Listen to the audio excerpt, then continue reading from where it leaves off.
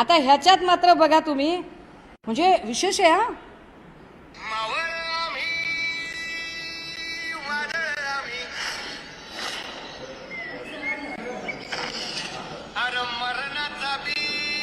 शस्त्र किती आहेत बघा, रिव्हॉल्वर किती आहेत, तलवारी किती आहेत, जंबिये किती आहेत.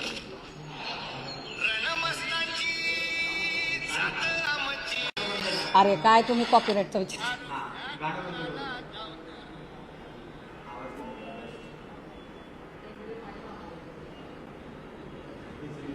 काय भीती आहे या माणसाला, कुणाची भीती आहे, कशासाठी एवढ्या गन आणि एवढ्या बंदुका लागतात.